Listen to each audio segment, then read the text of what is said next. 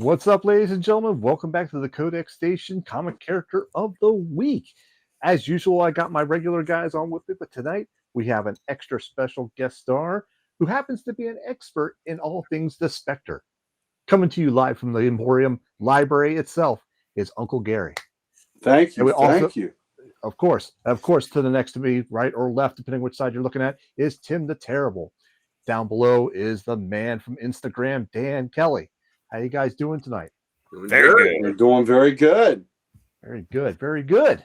All right, let's get a little business out of the way. I'm Sal. I'm your host tonight. I am the Slab Guy. And you can always find me on YouTube under Sal's Comic Corner or on Instagram as the Slab Guy 77 when Dan allows it.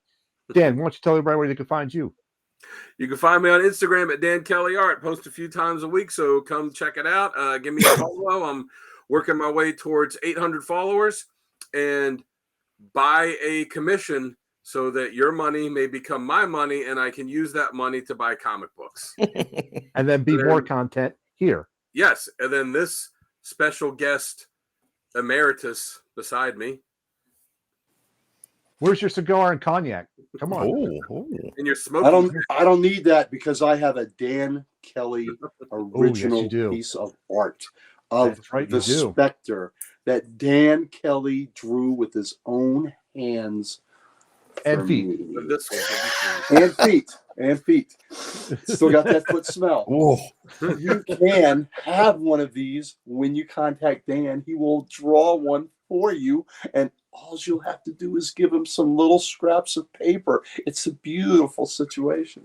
But mine, it's a win-win scenario. I am sold. Win-win. I'm sold now. Dan, I'm going to send you money. So, Tim, why don't you tell us where they can find you? Yeah. Well, Uncle Gary, do you want? I'm sorry. Uncle Gary, tell us. I Dan sidetracked me. You can find me. I am the proud owner. I'm one of the proud owners of Comic Logic, Northern Virginia's only. Loudoun County, Virginia's only comic book store. Come see us. You can see me there every Wednesday, getting my weekly fix of comic juice in my blood. You can also see us on our Facebook Live show on the first Thursday of every month is our preview show. Second and third Thursdays are our Ye Grumpy Old Nerd show. You can catch me, my best friend Mike Harbor, and our principal owner Rob Kalin talking about a bunch of nonsense. And you can also find me under the name Opie Taylor on Facebook on the Comic Character of the Day site that our good buddy Archduke Kevy founded. And most of us, met each other through that. I post the covers of the day. Dan posts panels of the day, questions of the day. Sal is a frequent contributor, so come see what goodness we're putting up there for you to peruse every day. And then back to our wonderful moderator. All right, Tim the Terrible. Why don't you go ahead and just tell us where. Ladies and gentlemen, it is always a pleasure to be amongst these three gentlemen. You can see us on Comics of the Week for Codex After Dark, but in order to do that, all you got to do is find us on your favorite social media platform or where we live stream constantly, and all you got to do is type in at the Codex Station. Once again, favorite social media platform where we live stream on your favorite live streaming platform at the Codex Station. Also, don't forget, ladies and gentlemen, to head over to thecodexstation.com for all your Codex needs. Sal West messed this up the other day, so I have to redeem him and go ahead and get all this out of the way. Go there, get some merch, meet the team, and so much more. Wes, write it all down. The www.thecodexstation.com. Sal, it is all yours, buddy. Let's dive in. All right. So as you can tell, we are talking about the Spectre tonight. So Dan, why don't you go ahead and give us the information on him? Where is he from? What's going on with him? All right. Well, the Spectre first appeared all the way back in February 1940 in More Fun Comics number 52. More Fun. Created by Jerry Siegel, who's a name that comic fans might be familiar with, and Bernard Bailey. There's some debate on whether Bailey is considered a co-creator or whether he was just the artist, but I'm gonna throw him as the co-creator. Do it. So his original origin was that he was police detective Jim Corrigan, and he was murdered by some mobsters, but his spirit was denied entry into the afterlife. So he was bonded with a spirit, the spirit of the Spectre, and he was sent back to Earth as the spirit of God's vengeance to take out his vengeance amongst criminals. As far as his powers, I mean, it's near limitless. It's reality warping, invulnerability, strength. He can essentially do whatever he wants when it comes to judging criminals. There's not really much limits imposed on him. Yeah. his only limits for the most part are self-imposed. Mm-hmm. Very good. All right. So before we dive into each of these segments, let's give a little shout out to our sponsor, and that is W Energy Drink. So if you go over to w.gg and use the code word CODEX, that's code -X, you can save 10% on that order. It is a good, clean, there it is. It is a good, clean energy drink. There's no jitters, there's no bad aftertaste, and there's no crash afterwards. Definitely go check them out. Once again, that's WGG. Save 10% by using CODEX, COD-X. All right. So now let's go ahead and jump into the nitty gritty here. Our first section is going to be scenarios where this character works best. And I'm going to kick it to the man, Ric Flair himself. Let him start this. Uncle Gary, tell us, how do you think this character works best? Well, first, before I do, I want it known that Sal and I shop at the same store. We're twinsies today. And you may ask yourself, Gary, is that a Spectre in your pocket, or are you just happy to see me? Well, it's both. I am happy to see you, and that is a Spectre in my pocket. So, ladies and gentlemen, he goes to bed with that. You would know you're right beside me, sweetheart. Oh, my Lord. So, I'm sorry, it's not after dark. My bad. It's not after dark. Save that for after dark. What was the question? Where does he work best? Yeah. Yes. What scenarios does he work best in? He works best when he is the divine retribution of God. And I am talking about the Old Testament badass God, not the New Testament touchy-feely, we love Jesus God. The old smite your ass Testament. Fire and brimstone. Fire and brimstone. Can you smell it? The Spectre taking evildoers to task in the most grisly manner. That is where he is absolutely the best, because it's kind of like the whole Death Wish mentality. That movie that came up with Charles Bronson in the early 70s. Mm-hmm. It hit such a chord because crime was rampant, and it was just the retribution is what everybody enjoyed, and that's what the Spectre gives. He gives retribution to the criminals, and he does it in a grisly fashion. That's the part of the Spectre I like the best. I mean, he can get very cosmic, but I like the one-on-one, singular interaction with some guys that have thought they have escaped justice. Mm-hmm. Nice.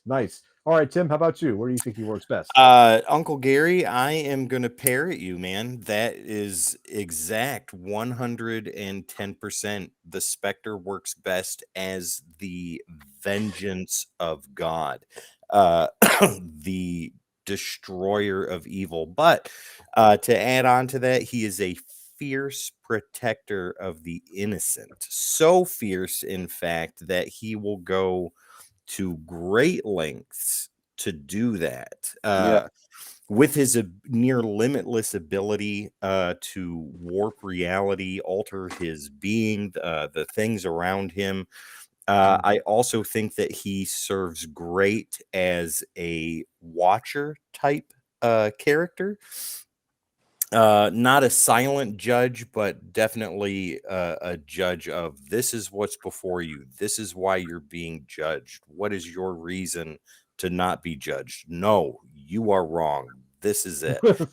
and I love it. In Kingdom Come, and we'll get into that later, he is exactly that. And he is so fierce, just as an imposing watcher. Like, you are terrified going through the book with him, just watching and showing these events as they take place. And I think the character, I can't remember his name, but he's like, isn't there anything we can do to stop this? And he's like, no, this is it. This is judgment. They all deserve this, and they all will die. What? No, that can't be. You don't have any control over that. It is already decided. I love that stuff. I think it is absolutely amazing. I think that was Norman. Yeah. Norman. Yeah. Cool. All right, so I'll just chime in and repeat what you guys had to say. I have to echo it. His retribution and his fierce protection of the innocent. Those I think work best for this character. I really do. And I'll just turn it over to Dan here to go ahead and tell us what you think works best. You guys are all totally wrong. I think where he works best is it's exactly what you said. He's like using horrifically creative ways to kill evildoers. But I will throw on there, I like when he has to use the detective, like the Jim Corrigan side, the detective side, to, like when he doesn't just automatically know, like, oh, this happened and this guy did it. Like when he uses, the Jim Corrigan detective side to, to figure out who did it. And then when he, goes after him, and like when he terrorizes them to get them to confess, and then after they confess, he's like, okay, now this is what I'm going to do this, this stuff to you too. So I like that layer added on to it, like how he will get them to actually admit, okay, yeah, I did this. Well, and he lets them think they're getting away too, and Yeah. then he just warps it back, and he's like, no, you're screwed, and I'm gonna melt your face off slowly. Yeah. Nice. All right, so for our next situation, or our next segment, is 3 of her badass moments. We all have some badass moments, so Dan, why don't you go ahead and kick us off with 3 of your badass moments? I got a few of them here, so I'm going to start with DC Comics Presents number 29. He's not fighting him, but he comes into conflict early in the story with Superman, and Superman's trying to get to Supergirl, and Spectre's like, no, you got to let her go. And Superman can't accept it, and he just is like, well, I'm Superman, I'm going to do it. And he's just thinking he's going to take the Spectre down. He gives the Spectre everything he can, blow for blow, and it's not just that the Spectre takes it. He doesn't even get phased. He doesn't even move. Like, that's the power that he has, that Superman to him is what we would be to Superman. Is nothing. Yeah. Mm-hmm. So, I mean, as a display of power, that's pretty good. I'm also going to say the Spectre number 1, the Ostrander Mandrake series, probably one of my favorite ways that he had his creative kill on someone was he took a group of thugs that had just done a drive-by shooting and turns them into his fingertips, and then he injects fire into his veins and sets them on fire so that they burn alive. In that one, so that they and my daughter here is sneaking up on me, so that he like burn the alive Spectre. tips. And then I don't know what the issue is. I couldn't remember it, but it's where he takes a killer who is fully conscious and turns him into a mannequin, and Number 431. We're all dads here. 431. We're good. 435 we looked up the other day. Yeah, turns him into a fully conscious but inanimate mannequin, and he gets thrown onto a fire to be burned alive for his evil doing. Hi, Emily. She's gonna have nightmares. Ladies and gentlemen, this is Codex. We are a family, and we love having each other's kids show up. We love telling kids ghost stories. Yes, very much so. So was that number 3 or was that number 2? I think that was 3. That was the third one. Okay, so why don't I jump into that? And because I have one that Dan actually already mentioned, was DC Comics Presents number 29, and I want to add to that a little bit, because not only does he take all that blows from Superman and it doesn't affect him, Spectre brings him on a horrific journey, almost like a tale of like. I like Dan's shirt, by the way. Yeah, that dance. Is that Bagley art? Must be Bagley. Like the Ghost of Christmas Past from the Christmas Story, and shows Superman about, like, his home planet Krypton and stuff like that, and brings him through all these horrific events to show him that why he's got to let her go.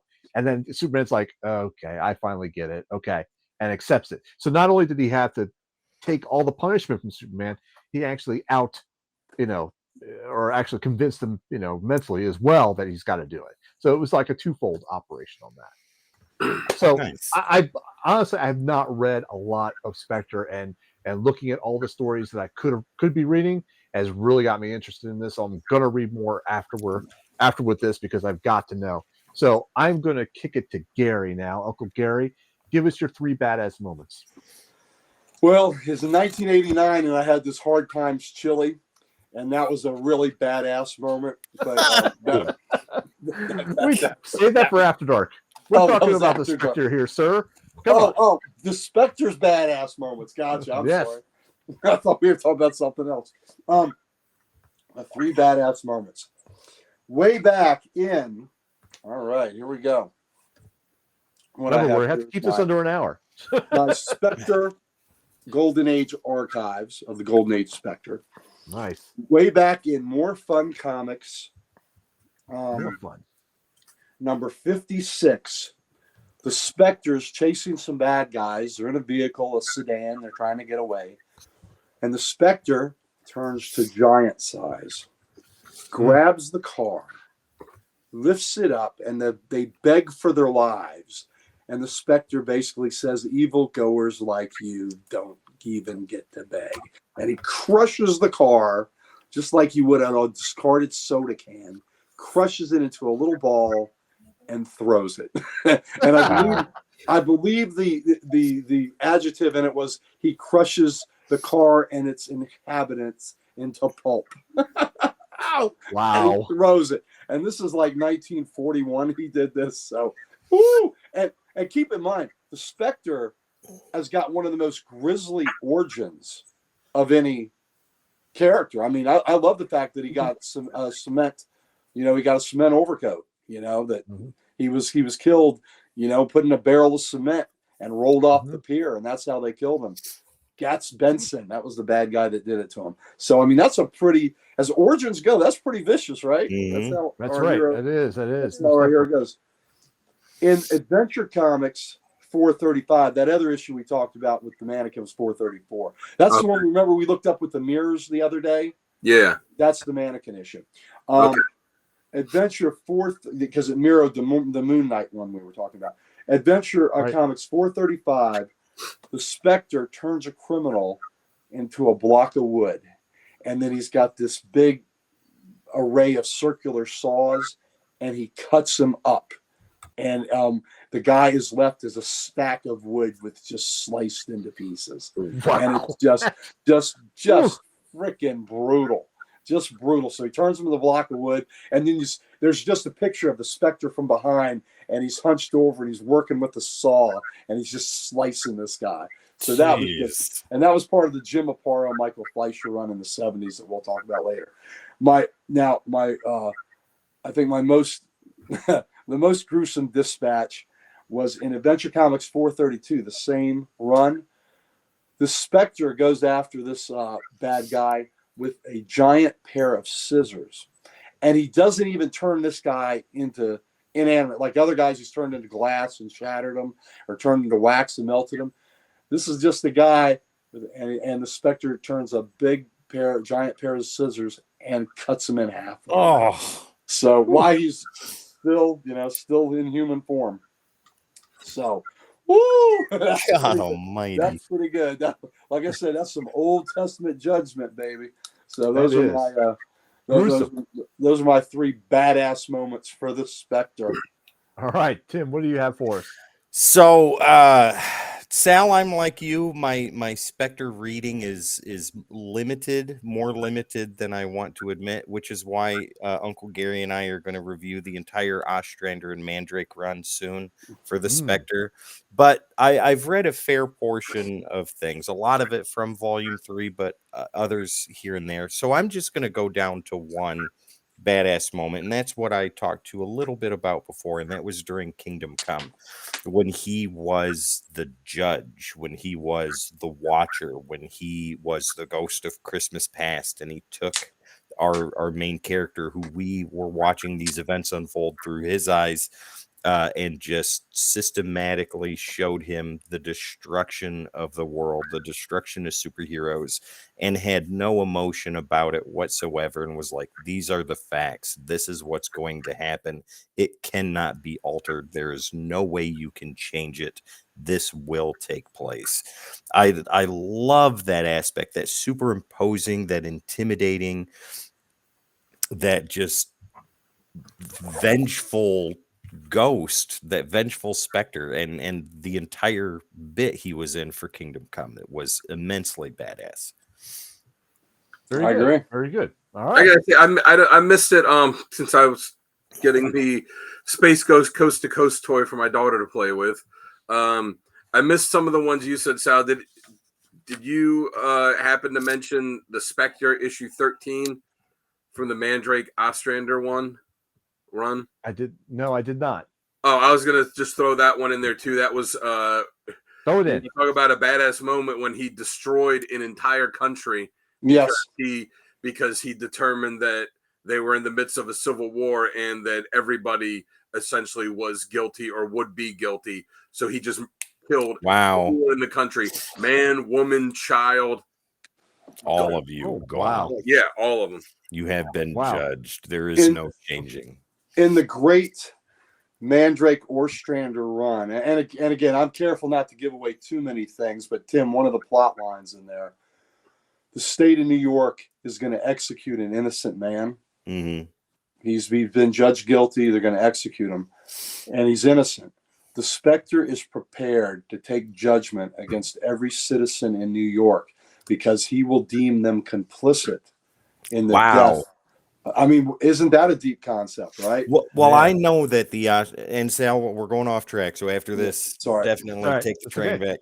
But I know the Ostrander and Mandrake run re-revolutionized the character and took him from the depths of obscurity and pulled him back up and made him a serious force to be reckoned with. Absolutely. Yeah. Okay. All right, so let's go ahead and write this train back on the track here. Thank you very much, gentlemen. No, as always, inputs are always welcome. You guys can always shout out or add stuff. It's all good. Our next section now is going to be critiques. What do we do not like about this character? What sucks? What could be improved? And I'll go ahead and kick this off because, like Tim, my knowledge is pretty limited on this. But from what I've read, he's the vengeance of God, and I guess I have to assume everybody, because God knows everything, that the Spectre would know everything as well. Is that correct? Is that correct in my assumption? Like, how does he know that this guy is guilty other than Jim Corrigan finding out and beating him to a pulp to make him confess? I mean, do we have a definition of how he knows, or am I just making an assumption there? Mm-hmm. That's kind of an open question to you, Gary. Do you know if there's actually a reasoning, or that version of the Spectre? It's like he has divine knowledge. It's like he's, like Tim has said, the watcher aspect. He has seen what you have done. He knows what you have done. Whether he's seen it in real time, or he can just unfold time and see what you have done, or whether he knows from the mind's eye. But it is just implied that he knows what you have done. Because I was making the assumption because God knows everything, then the Spectre would know everything. Since and with the Spectre being, that's how it goes. So that would be my only critique on this character. Like, how does he actually know? And like, if you explain it that way, that makes perfect sense. So, Tim, why don't you go ahead and give us your critiques then? The only critique I can think of at the moment is sometimes they make him too stone cold, right? Like, there is no budging with that judgment. And has the Spectre ever been wrong? And Uncle Gary, I'm pretty sure you can answer that question. But if he has been wrong, was he completely stone cold, unmoving? No, this is the judgment. This is what it's going to be, and you will be judged. Maybe going a little too over the top, like preparing to annihilate the entire state of New York over one man or destroying an entire country. Maybe that takes it a little too far. But then again, I think that goes right back to the unmovable object, right? I have made my judgment. There is no changing. This is what will take place. Kind of to talk about your point there, Tim. So one reason why the Spectre is bound to a human is to temper the judgment of the wrath, the angel of death that the Spectre is. So in the Mandrake run, they touched on that a lot. Nice. Considering, okay, so at one point God was using this in the Mandrake run, the Spectre and Eclipso has agents of destruction. Eclipso caused the flood that Noah survived, that wiped out everything. The Spectre was the angel of death that killed all the Egyptian firstborn children. Okay, which is brilliant, right? Yeah, isn't that brilliant? So the Spectre is the one that killed all the firstborn children. When you bind the Spectre with a human, like they did with Corrigan, mostly with Hal Jordan, with Crispus Allen, it humanizes the Spectre to give him a perspective that is not so cut and dried, cold judgment. So it does give him a humanizing factor, which is important. Which is but that is why he's bound to a mortal, or usually a mortal that has passed beyond the plane of life, or and always has passed. And this is why you're here tonight, so that Thank way you. you can this fill is in why those you're gaps. you're the expert on this one. So Gary, But why don't you go ahead? I think that's interesting. I really like that aspect. Yeah, it does. It does. Gary, then why don't you give us your critiques then? What do you do not like about this character? Have you ever heard of Percival Pop, the Super Cop? No. Percival Pop, the Super Cop. Okay. You recognize that was from the early stuff, right? The really early Golden Age Spectre. I explained how he picked up the car, crushed the guys in the car, threw it. The first foe he dispatched, he touches him and just turns him into a skeleton. So it's pretty vicious stuff. Superheroes started to wane as the 40s went on after World War II ended, right? So they weren't in vogue as much, and books started to try to go comedy more. The Spectre, in his own, because More Fun had Dr. Fate, the Spectre, Green Arrow, Aquaman, Johnny Quick. So he had all these other features, but the Spectre had this 8 or 10 pages. He became a co-star in that to a goofy character called Percival Pop, the Super Cop, and he became like a ghostly guardian angel. And at one point, he's almost entirely invisible. It was just stupid. It was played to laugh. It's kind of like if you've seen the old Green Lanterns and the Alan Scott, and he's hanging around with a fat little cabbie, Dobie Dickles. Yep. It was like that. Percival Pop was kind of skinny with big glasses and all that. But that was just ridiculous. It was awful. And it is, as far as I know, never been reprinted. I've just seen some, pages here and there. But yeah, so this volume reprints the badass shit and does stuff. I'm sorry.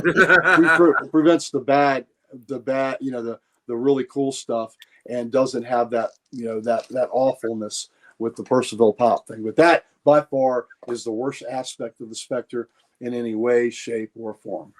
So they did that as a pairing to make it more comical? Yes. It was just the thing that they were doing at the time. Superheroes were waning. Right.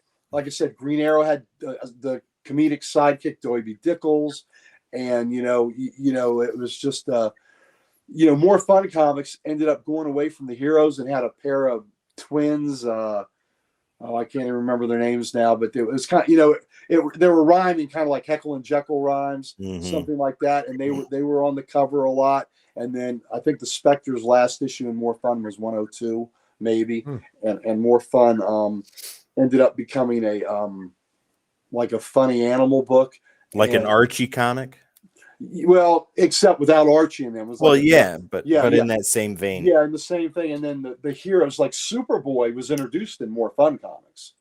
He was in More Fun Comics. Was it 101? I think was the first appearance of Superboy, and the Green Arrow, Aquaman, Superboy. They went over and became features in Adventure Comics after that. Okay. But More Fun and becoming like a comedic book, a book much more geared for kids. And I want to say More Fun probably ended like 135 issues. I think it was probably done at that point, but it was right about 101, 102 where it started.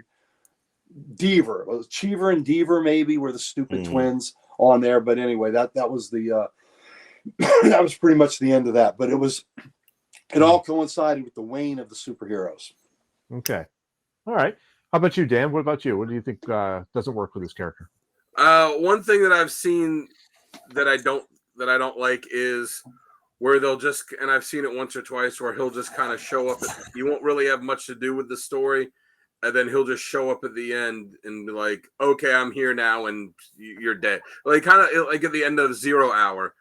You know, they trying to get him to do something. He's like, you know, go away, leave me alone. And then at the very end, he shows up. He's like, all right, I'm going to here to take care of business. And, you know, I get it because the character is so ridiculously overpowered. Yeah. That, you know, it's hard to write him in some of these stories because, you know, he would just show up and just be like, all right, you know, you're done. And, you know, turn all the villains, you know, into Hostess cupcakes or something, you know. So I love me a good cupcake. So I get it, like, you know, okay, you want to include him in this, but if you really include him in it fully, like, how do you justify him not just taking care of business on the third page?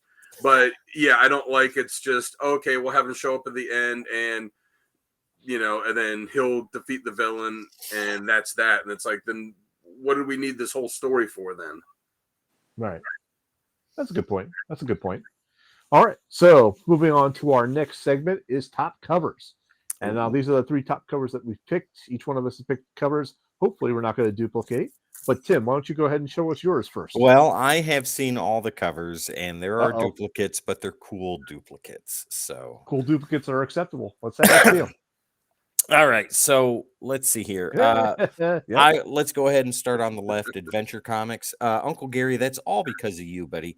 Thank you. Showing now, ladies and gentlemen, on a Comics of the Week episode, Uncle Gary's showcase was nothing but the Spectre, and it was glorious and it was beautiful. And this is one of the covers that we've been talking about, where he is that spirit of vengeance, that hand of God that just is melting this dude in front of himself, and it is amazing and glorious. Hard to hold a gun like that, isn't it? Exactly. Hard to hold anything. In the center is the Spectre number 0 during the 0 Hour event, but moreover, it is during the Ostrander and Mandrake run. This cover is just gorgeous. This, I think, showcases the Spectre in the modern sense right there. He is mystic. He is just, I mean, it's look at it. It's right there. I'll give you a minute. That's beautiful.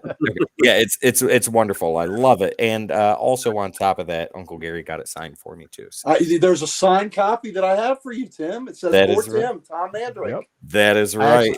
I saw that issue. I almost stole it from him. Oh, He almost changed his name to Tim. Yeah. Tim the Slab Guy. It almost happened. I could just change him to Sal. It's okay. there you go. It's It's 3 letters. It all works. But right there next to it is in the same run, the Ostrander run. And that, gentlemen, if you don't know, is Alex Ross's first cover for DC Comics. Yeah. Wow. I did not know that. Yeah, and I think that is fantastic. That is when Superman was business in the front, party in the back, and the Spectre is having none of it. And Superman's got a spear there too. What's going That's on? not just a spear. That's the spear of destiny. What? Yeah. Yes, it is. Their destiny. Oh, so Good there call, you good go. call, I have not read this issue on purpose because once again, Uncle Gary and I are going to review the entire run, and that's like 62 issues. So I am incredibly excited about that. But yeah, those are my 3 covers. I think they're wonderful, and there's even a first in there. So. Superman's got some buns of steel on that too. Yeah, Sure no, does. it's got some buns there. That might be Tim, why don't America's ass. Move over, Captain America. Tim, why don't you go ahead and bring up my covers next? You got it. All right. Well, look at that. Mr. Melting Man on the left. And yes, Uncle Gary, this is your fault. You're the one that showed this to me, and I'm like, that's just an awesome cover. I kind of like the way I like the way Spectre is drawn. He's kind of like translucent in the bottom. You don't see his full form. You just see kind of like a faint outline of legs. The back cape is kind of meshing with the shadows. Awesome cover. And the hand is just reaching out for the guy right there. It's just wicked. Spectre number 5.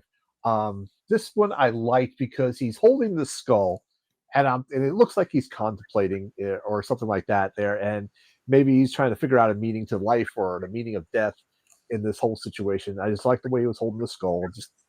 It was just a badass cover for me. And then of course he's sitting on the map. He's sitting on. Was that? I said it's very Shakespearean. Yeah, very Shakespearean. Thank you. And in the background, you can actually see was probably a memory of these dead people fighting. So, I wonder if this was the Civil War one that you were talking about, Dan, because it has a lot of people fighting in the background. So I'm not sure. Maybe. No, that was the Ostrander run. Yeah, that was from the Ostrander run. Okay, my apologies then. But still, that's a badass cover. The last one I have here is Adventure Comics 439. And the guy was letting off the machine gun. It's not working. And again, Spectre is like half formed. The bottom half is all wispy, ghost-like, and the man's just emptying the machine gun, and you can just see it's going right through him. Yeah. So of course there's the innocent lady, damsel in distress, tied up on the ground, who he's probably trying to save. So this screams the classic superhero look for me. Nice. So there you go.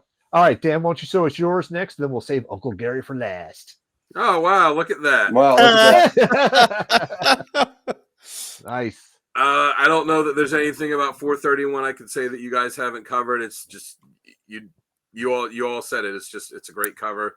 The issue 0, same as Tim said, I could have easily picked 3 covers that Mandrake drew, but I decided I'm just gonna pick. I want to cover 3 different kind of aspects of it, so I'm gonna pick just one from him. And when you're looking at all of the covers he did, to me, like with you, Tim, 0 just really stands out as.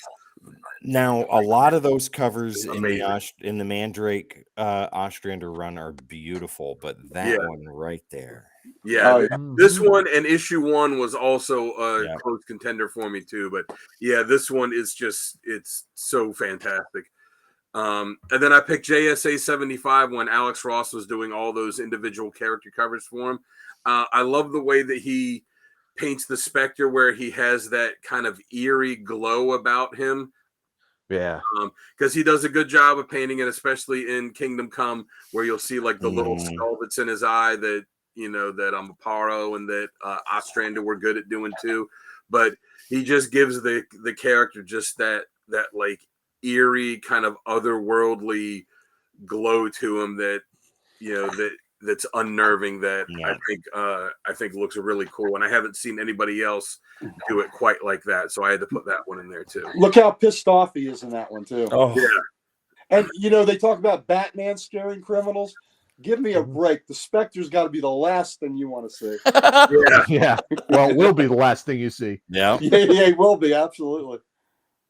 All right, awesome covers, Dan. Awesome covers. All right, Uncle Gary, the floor is yours. Show us your 3 badass covers. All right, my 3. Sal had this one. Adventure Comics 439. Jim Aparo, just a classic where he's ethereal, and the bad guys just shooting the bullets through him, and he has just come from a wisp of smoke, and now he's getting ready to give him some divine justice. Love it. I love the gal that he's saving that's in the background.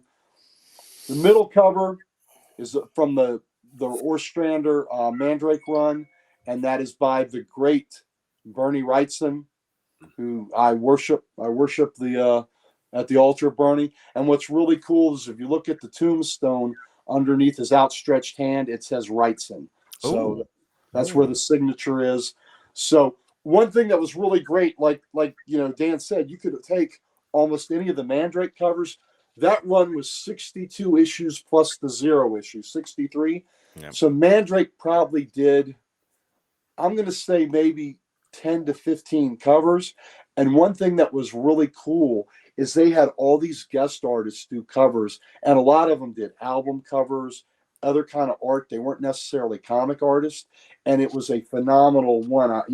One of the ones is Tim and I have talked about that I got signed was the Spectre dancing with the skeletons. Yeah. And I have a copy of that where I can show. But that's just an example of other artists that did this. And this run is so collectible, if for anything else, just the amazing covers. Even if it didn't have all that goodness inside it. And then the last issue is the Spectre #1. It was the glow in the dark cover. It's again that vengeance when you look at them, the retribution that's coming. And it was a glow in the dark cover, but I love the giant skull and then all the little skeletal remains that make up the skull face, and just skeletons upon skeletons making a big giant skull. I just thought was just phenomenal. That's awesome. That's awesome. So let me ask you this, Uncle Gary. You said that Yes. This is very collectible, that 63 issue run. Here's the one I was talking about. Okay. Yeah.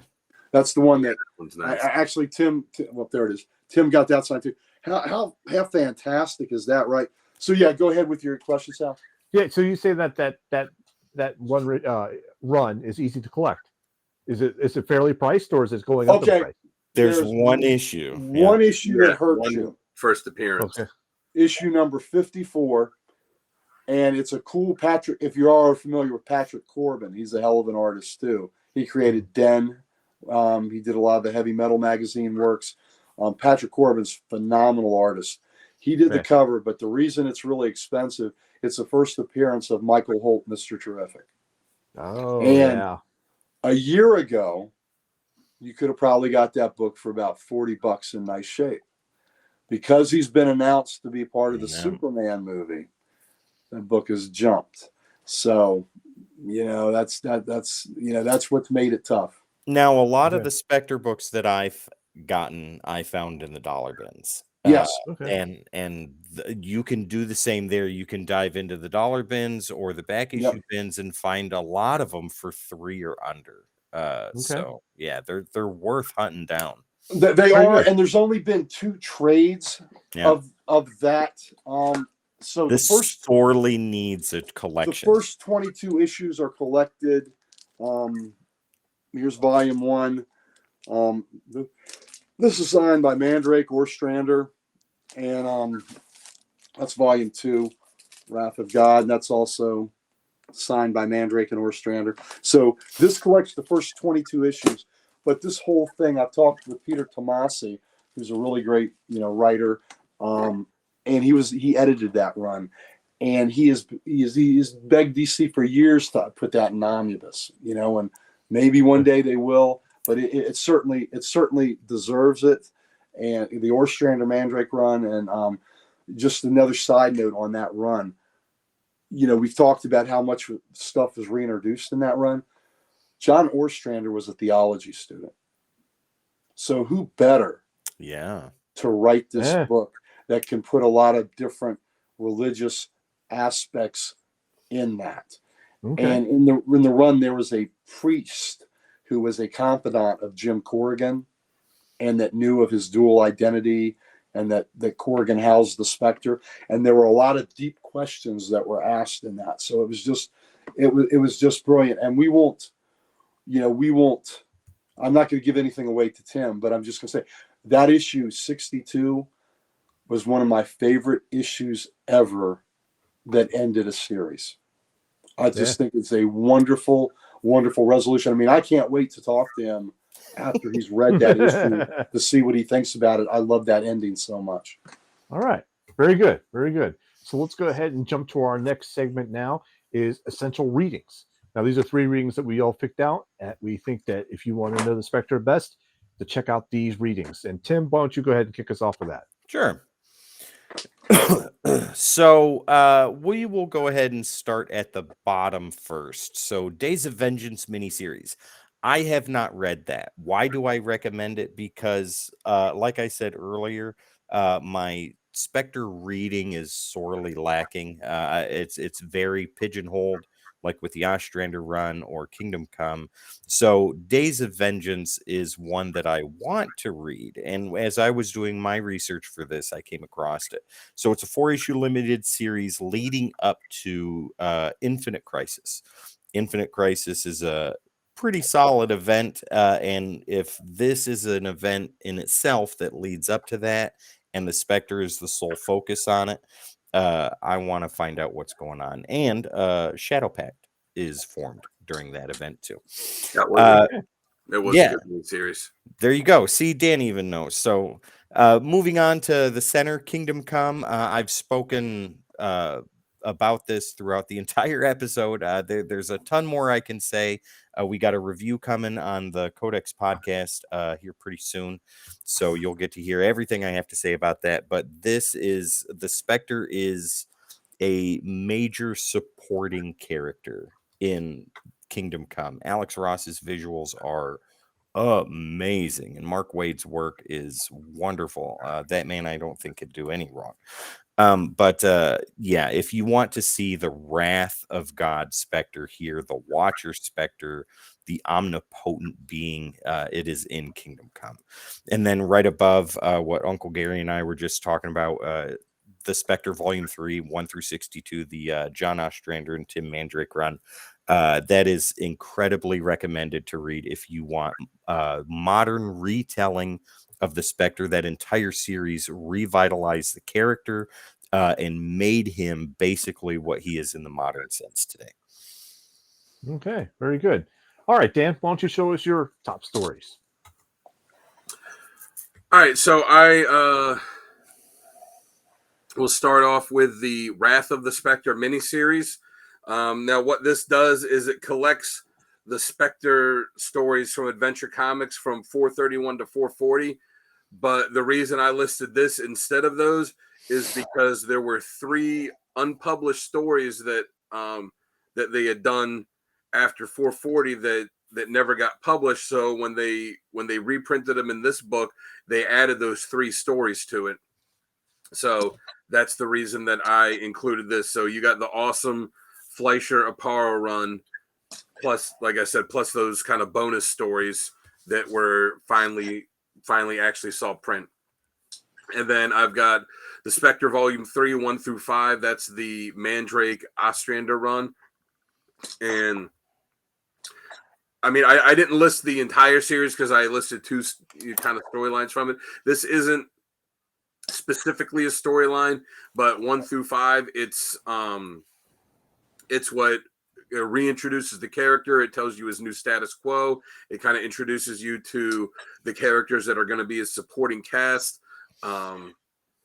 It got all, like I said, for my badass moments in issue 1 with the guys with the drive-by and and what he does with them. It gets off to a really good start, and yeah, it deals with a lot. You could tell the stuff with Ostrander with the theology stuff because it deals a lot with Corrigan kind of questioning his role and coming to grips with it. Issue 5 is one where he's trying to save someone, because the Spectre normally isn't a character that saves people. He, punishes the people after they've done something. But in issue 5, he's actually trying to save someone. It's this kid that gets kidnapped, and he's trying to save him before he ends up dying. So that's why I listed those 5 issues. And then Spear of Destiny, which is from that same run, issues 19 through 22.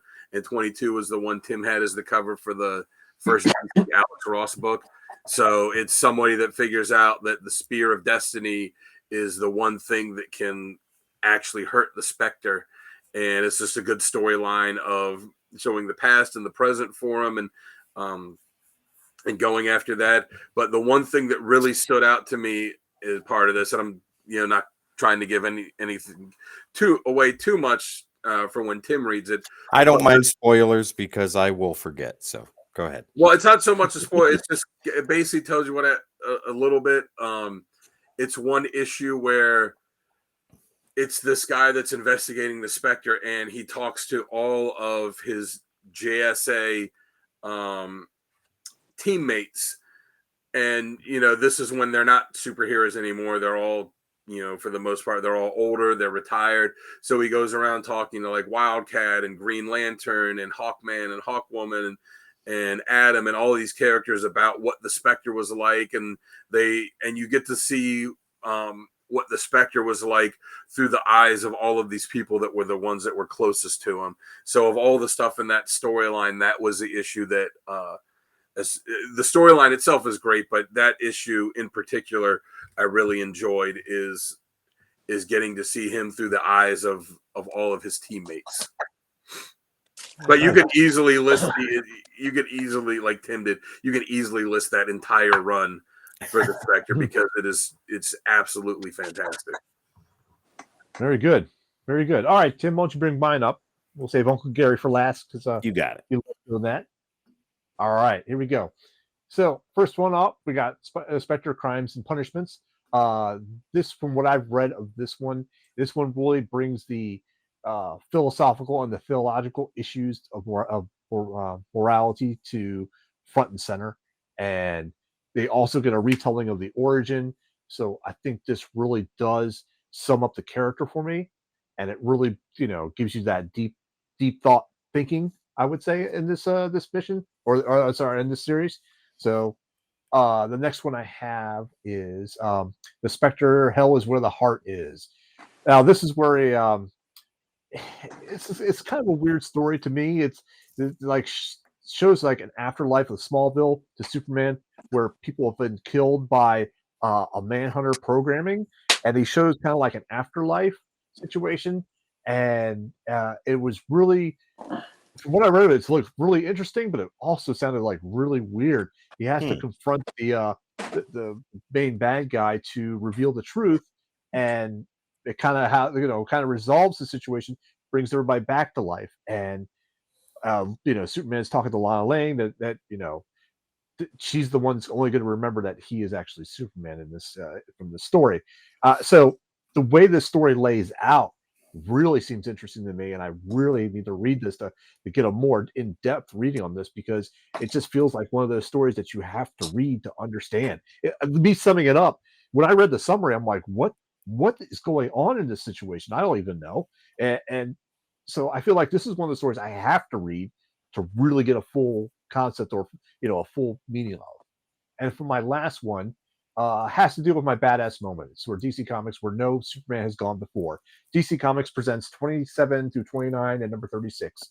This is where Superman has that battle with Spectre, and Spectre takes him on that journey of revelation. And to me, that's classic Spectre to me. That would seem like classic Spectre to me. So I would definitely recommend this one. Thanks. So, Uncle Gary, what do you have for us for recommended readings? Just 3, please, sir. Just 3.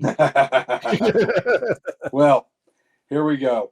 The Wrath of the Spectre is like Dan said, this is the complete run of Jim Aparo art, Michael Fleischer's story.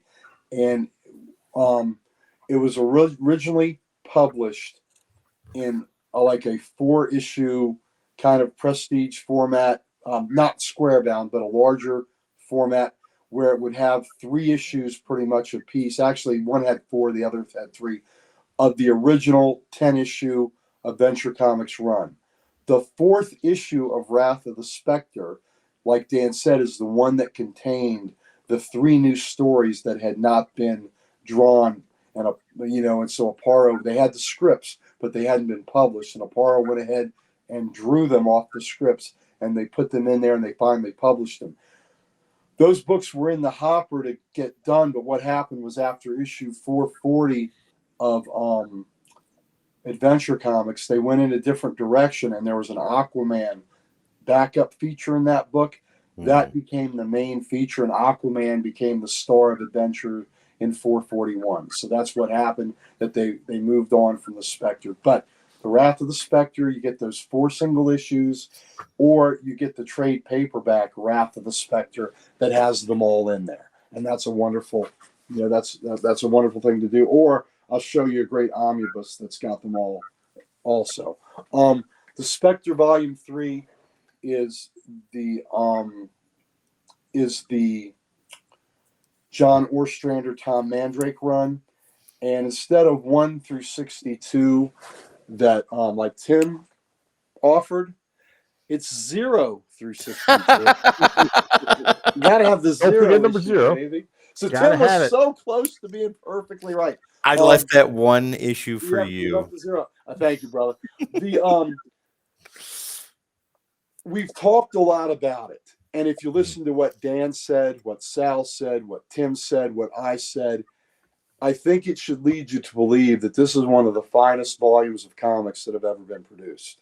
The Spectre Volume 3, for me, is easily a top 5 comic series. As far as enjoyment for the whole thing of what speaks to me, it could even be a top 3. So it's that important to me. It's that good. It's that deep. It's that probing. Again, Ostrander's writing, him being a theology student, was magnificent. Tom Mandrake's interior art and his cover work are stellar. And it wraps up with an ending that is one of the greatest endings I've read in a comic. So that is stellar. This makes me even more excited to read this whole series with you. Well, I've got to read this now. I've got to read it now. I have to. Well, hopefully, God darn it, they'll put this in an omnibus. But Dan brought up something that I had forgotten. I forgot about that Spear of Destiny run where they went back and got recollections from the JSAers on the Spectre. That has jogged a memory that was fantastic. So part of what I said I would do when Tim gets all the issues is I'm going to go back and reread every issue, and I really look forward to doing that. Mm-hmm. So now the last one, Spectre Dead on Arrival. I threw that in there because it was highly enjoyable. It was 2 issues in Detective Comics. It was issue 1006 and 1007, written by Peter Tomasi, who had edited that great Spectre Volume 3 run, and drawn by Kyle Hotz, who is an incredible artist. And it was a 2-issue arc with the Spectre. The Spectre came to Gotham, and Corrigan was in Gotham with the Spectre, and Batman was not happy about it at all, but not much he could do about it because, the Spectre at one hand picks him up with a giant glove and then just swats him away like he's a gnat. And I asked Tim I asked Sal, I sent him a picture wondering if he could show this. This is something the Spectre did in the Batcave. And when I read this, when I saw this image, I went apeshit crazy. So if you can see it right there? That is it. You know what that is in the Batcave? The Tyrannosaurus? Yes, the Spectre animated the Tyrannosaurus. How cool is that? I mean, that was a total fanboy moment for me. Wow. When I saw that, I'm like, holy shit. And holy crap. And the Spectre is talking through the Tyrannosaurus. So I just thought that hit all the right notes in the fanboy in me that has read comics for a long time, and I had never seen that happen before, so it was just highly enjoyable. The tragedy of this 2-issue run, the tragedy of it was so damn good that Tomasi and Kyle Hotz thought they had pitched the Spectre series to DC, and they thought they were going to get it, and DC passed on it. Oh, it would have been so good. In a second, I'll show you some of the, the art on it was so great, and the potential was there, and the fact that Tomasi had a front row seat to the great Ostrander run, that he could have expounded on the greatness of that run. It's just a tragedy. And when you talk to Tomasi about it, he's hurt. He's hurt about it. I mean, it really hit him hard that they didn't get to do a Spectre book. And from all indications, I've talked to Kyle Hotz online about it a little bit, and he was hurt too. So this is the hardback. It's a detective volume. Greetings from Gotham. This is the volume it's in, and got it signed by Tomasi. But I'll show you the interior jacket of book. That's pretty wicked. Can you see that? That is Yeah, oh yeah. that is just phenomenal, and the interior art is so good on it. And I was gonna try to see if I can find the Spectre. Just Kyle Hotz's Spectre. Well, that's just the interior page. Yeah, Nice. there will be blood, Nice. but and Batman's got no chance, and Batman is not a. There's a great cover of shit too. Yeah. So it's just fabulous stuff, and it's a shame that this book. Oh, here we go. If I'll just show you one more. Can you see the hand? See where the hand is? Give me one It's second. smacking Batman like he's nothing. Hold on. Yep. Oops. No, not me. There we go. There we go. Yep, Look at right there, the bottom right. Yeah. Wow. Yeah. Batman doesn't usually get manhandled on a cosmic level, right? Ka-chow. So and the Batman couldn't wait for Corrigan to go back to New York and get out of Gotham, which is what happened at the end. But Okay. Yeah. the potential. I mean, it makes me cry. It makes me cry fanboy tears that this book didn't happen.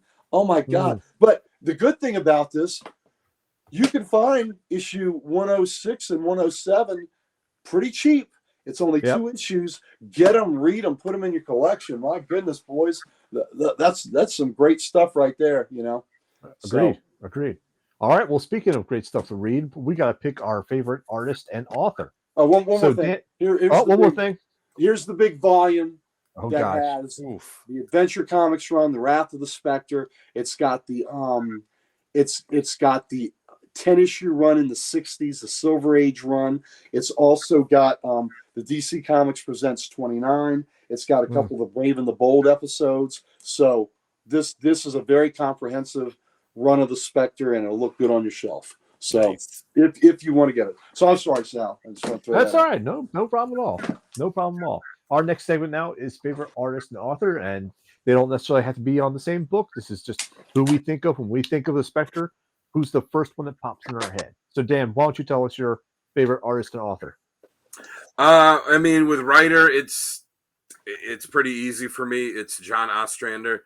I mean, I haven't read the entirety of that run. I've read about a dozen issues of it, but I mean, it just like Gary said with the him being a theology student, you can really tell that he brings that stuff in, because it deals a lot with Corrigan kind of questioning some stuff when it comes to it, and him dealing with a lot of it. But it's fantastic. Every part of it that I've read, it's been great. And for artists, like I was really close to choosing, Aparo was great, and I was really close to choosing Mandrake because like he nails that horror stuff on it. But ultimately I had to go with Alex Ross because even though he hasn't done much of it, some of the little bit in JSA and the little bit of stuff in Kingdom Come, but the way he draws him, where he has like that ethereal glow about him, and he's not drawing him to look like a superhero, and he's not drawing him to look like a horror kind of character. He's drawing him to look like this ethereal, kind of how Tim described it as like coming down to like a presence to just like come down and pass judgment. And the way if I lived in the DC universe on their Earth and I saw the Spectre floating in the sky, I'd be like, shit. Yeah. So it's to me like he game over. Call your mom. To me, Ross just captures that aspect of the character better than anybody else. Mm-hmm. Cool. All right, Tim, how about you? Who's your favorite author and artist? So I think it's pretty obvious. We have spewed much love to both of these men throughout the entire episode, and it's a no-brainer for me. John Ostrander and Tim Mandrake. Their run is the most formidable, the most memorable for me out of everything I've read. Mark Waid and Alex Ross are definitely runners up for their work on Kingdom Come with the Spectre. But if you want the definitive modern version of the Spectre, and I haven't even read the whole series, but what I have read is mind-blowing. John Ostrander and Tom Mandrake, 100%. Okay. All right. I will throw in my two in the ring here. And to much surprise, I went with John Ostrander as well, but I actually chose Jim Aparo for my artist. I think his Spectre gives me the classic feeling of Spectre. Like how, when I picture him, I go to Aparo's drawing. Nice. So, Uncle Gary, how about you now? All right. I'm going to mirror your writer for sure. John Ostrander, without a doubt. Again, I praised that. I praised that book so high that, like I said, and if you know, it's a top 5 title for me, maybe a top 3. I mean, it's that great. Okay, so now the artist is really tough. I also think Alex Ross, his stuff was phenomenal on the Spectre. But Mandrake, the entirety of that run was great. But I like Sal. I have to give an edge to Jim Aparo. I am an unabashed Aparo fan. One thing I love about Aparo's characters is he draws some manly men. They had jaws. They had these granite chins. His Jim Aparo, you know, the Spectre, you don't want to mess with the Spectre. You don't want to mess with Aparo's Jim Corrigan either. Corrigan is a badass man's man that will beat you down. So his Batman, look at the hands that he draws. You don't want to be beat with those hands, the way Jim Aparo draws meat it. hooks. These meat hooks, yeah, you just don't want to be hit with those. You don't want to be touched with those. But and you know, Aparo, I think what Fleischer did was real important on that run too, because the Spectre, I don't believe the Spectre, we would even be talking about him now if not for that Adventure Comics run. Because even though it was only 10 issues and then those other 3 that, I mean, it took them years to publish those, there were creators that came up that saw that were influenced by that run. That was very important. And that made a Spectre a favorite character. And I think that's why we got the Ostrander run and things like that, that if not for the Fleischer Aparo run, it might not have been there. And it got so much attention.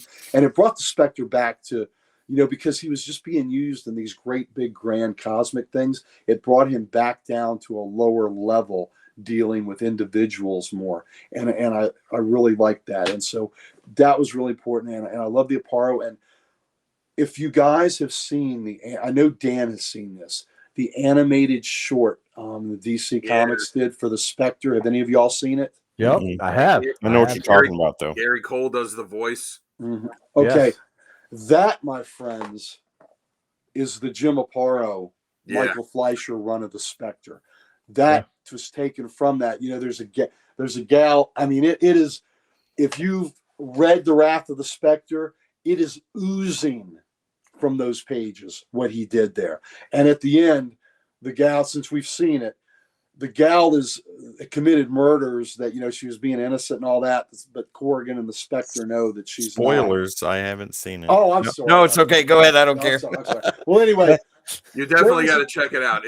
There's a greedy character that is killed by the illicit money that they've gotten. He creates a tornado with the money, and the character is killed by cuts of 1,000 pieces. Just beautiful. And what's really cool, brutal.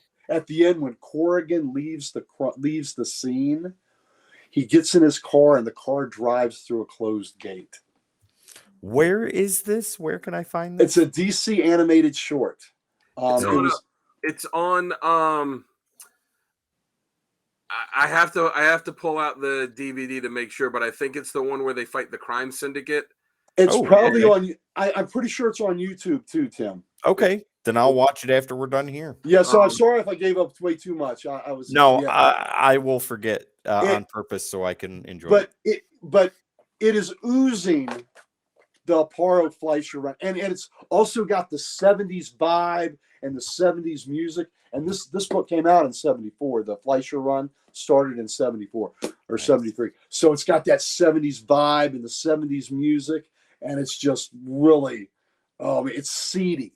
It's seedy and it's dirty and it's gritty and it's freaking vicious. There's some great deaths in this. There, right, fellas. Yeah. There's some good. It's when DC for a little while when they would release the animated movie, they still do the direct to DVD animated movies. Yeah, they'd add those shorts. A short. Yeah, for a little while they would do the showcase ones, and they did the Spectre one, and they did one for Jonah Hex, and one for I think Kamandi, and they did one for Green Arrow, and it's really a shame that they stopped doing them because they're amazing. Those were a big selling point for buying that. It's like, hey, you're going to get this movie, but you're also going to get this 15-minute short that's going to be super awesome too. That's going to have just as much talent as as this. Like I said, in that one they got Gary Cole to do the voice. When they did the Jonah Hex one, they got Thomas Jane to do the voice of Jonah Hex because he had really pushed to play Jonah Hex in live action. So they were still getting A-list talent to do those ones too. Yeah, Tim, I need to talk to you after you've seen it. We'll talk this weekend. I'll watch it tonight. Yeah, you may have to look up. You may have to say DC Showcase Spectre. Yes, that's what I was gonna say. I just looked it up. Looked it up under the Spectre DC Showcase, and you'll see a bunch of clips to it. If you just scroll through, you might find the whole thing. Perfect. Sounds good to me. Oh, it's wonderful. Okay. All right, ladies and gentlemen, that wraps up our episode of the Spectre. Do we guys have any last minute input or last minute comments that we want to do? Anybody just shout out? Ladies and gentlemen, the recommendations that we're giving you, I mean, we can't speak highly enough about Volume 3. Sal, as a lover of comics who hasn't read it, is sold because of this episode. I hope you guys are too. The Adventure Time or the Adventure Comics run, ladies and gentlemen, check it out. The recommended readings are there for you, and they're not difficult to get a hold of. Absolutely. Uncle Gary, put your Spectre back in your pants, please. Thank you. Let me tell you, you want the Spectre. You want him. You want. That's all right. That's all right. But if you've graduated and you need one that's a little larger, as my buddy calls him, my best friend calls him the Spectre. Oh, okay. Yep. The Thinker or the Spectre. Thinker. Okay, ladies and gentlemen, this wraps up this episode. As always, I'm your host, the Sal, the Slab Guy, and you can always find me on YouTube as under Sal's Comic Corner and on Instagram as the Slab Guy 77. As always, with me, the usual suspects. We'll start with Danged Man Kelly. Where can they find you, buddy? Find me on Instagram at Dan Kelly Art, and commissions are open, so come get some stuff and help me get some more money to buy some more comics. And more content. Yeah, and I don't think I said it on here, but now I am a registered CGC artist. So if you want to get a sketch cover from me, I can actually get it graded for you as well. Nice. And then over here we have Uncle Gary from the Emporium Library itself. That's right. And if you go to Dan Kelly Art, you can get something this fabulous that Dan Kelly made for me of our character, the Spectre. So this is the kind of quality art you can get from that man. So please do hit him up and get a commission. You can find me at Comic Logic every Wednesday when the new books come out. I'm a proud co-owner of Loudoun County, Virginia's only comic book store. You can come see me getting the 4-color ink in my veins, getting it mainlined, getting my weekly fix, and we can talk comics. You can see me there on Wednesdays. Also, Comic Logic, we do a Facebook Live show the first 3 Thursdays of every month. The first Thursday is our Comic Logic preview show where we talk about new books. Our second and third Thursdays are the Ye Grumpier Old Nerd Show, where myself, my best friend Mike Harbor, and our principal owner Rob Kalin, we sit together and we talk comics, we talk sports, we talk old men stuff. We tell you to get off our lawns. Mm-hmm. And the other place you can find me is on Facebook. I am under the name Opie Taylor, and I post the covers on our Comic Character of the Day site, which was founded by our good buddy Archduke Kevy that brought so many of us together. So I put the covers of the day. My buddy there, Dan, puts the question of the day. He's doing random panels of the day. Sal is a frequent contributor. So come see what hijinks we're up to on that spot. And then to our wonderful Tim the Terrible. Oh, hi. Hi, guys. How's it He's going? not so terrible. I'm not so terrible. I'm bushy beard, and it's going to get shaved off before Saturday, so get ready. You're shaving Sometimes. the From whole time thing, to time. or just No, not the the whole thing. I don't go baby face. I Okay. stay more heel. No, he's strictly heel. Yeah, exactly. Ladies and gentlemen, you can find all of this awesomeness on your favorite social media platform and where we live stream on a regular basis. Your favorite live streaming platform. All you got to do, it's right underneath Uncle Gary. All you got to do is type in at the Codex Station. Hit like, share, subscribe, and follow. We just hit the 1,000 subscriber mark on Yay! YouTube. Yay, us! And we are going full steam ahead. Diamond hands, baby, to the moon. Let's get it done. We're not stopping at 1K. We are moving forward.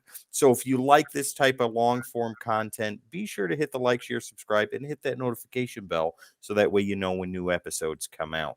Also, ladies and gentlemen, if you want to meet all of these beautiful, talented individuals with silver tongues and gold voices, all you got to do is go to thecodexstation.com for all your Codex needs. Get some merch that Dan is wearing, meet the team, and so much more. Ladies and gentlemen, once again, thecodexstation.com. All right. Thank you once again, ladies and gentlemen. This is a wrap, and we will see you next time.